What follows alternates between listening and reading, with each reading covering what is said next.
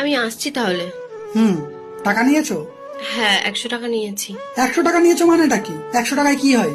তোমার এখান থেকে যেতে আসতে 100 টাকা তো গাড়ি ভাড়াতেই চলে যাবে। তারপর তুমি এতদিন পরে যাচ্ছ বাবা মার কাছে, তাদের জন্য কিছু নিয়ে যাবে না? দাঁড়াও, এই টাকাটা ধরো, বাবা মার জন্য কিছু কিনে নিয়ে যাবে। আর বোনদের নিয়ে ঘুরতে গেলেও তো তোমার টাকা লাগবে, এক্সট্রা এটাও রেখে দাও। যদি তোমার দরকার পড়ে খরচা করবে, আর দরকার না পড়লেও তোমার কাছে রেখে দেবে। তোমার তো লাগে, তোমার বাবা তোমাকে ভালো থাকার জন্য আমার হাতে তুলে দিয়েছে। তুমি ওখানে যাচ্ছ, ওখানে গিয়ে যদি কিপটেমি করো তাহলে বাবা কি ভাববে? তুমি এখানেও নিশ্চয়ই ভালো নেই, আমি তোমাকে কিছু দেইনি তাই খরচা করছো না। আমার মনে হয় সমস্ত ছেলেদের তার সামর্থ্য অনুযায়ী তার ওয়াইফকে কিছু টাকা দেওয়া উচিত, যাতে সে তার হাত খরচাটা চালাতে পারে। সবসময় হাজবেন্ডের কাছে হাত পাতাটা ভালো লাগে না। ছোটখাটো জিনিসের জন্য আমার কাছে হাত পাতবে, সেটা ঠিক না। তাই আমার মনে হয় সমস্ত স্বামীদের উচিত তার ওয়াইফকে অল্প কিছু টাকা দিয়ে রাখা। যাও, সাবধানে যাও।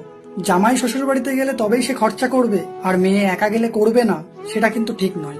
মেয়ে কিন্তু অনেকদিন পর পরই তার নিজের বাড়িতে যায়, সেখানে তাকে ঘিরেও তার বাবা মা বা বোনদের অনেক চাওয়া পাওয়া থাকে, আর সেটা পূরণের জন্য মেয়েদের কাছেও টাকা থাকা উচিত। তাই স্বামীদের উচিত তার স্ত্রীকে অল্প কিছু টাকা দিয়ে রাখা। সেটা সে নিজের জন্য খরচা করতে পারবে, আবার যখন সে নিজের বাড়িতে যাবে সেখানেও সে খরচা করতে পারবে। তাই বলে বেহিসেবি খরচা করা সেটাও ঠিক না। সেদিকেও মেয়েদের লক্ষ্য রাখতে হবে, নিজের স্বামীর সামর্থ্য অনুযায়ী চলতে হবে।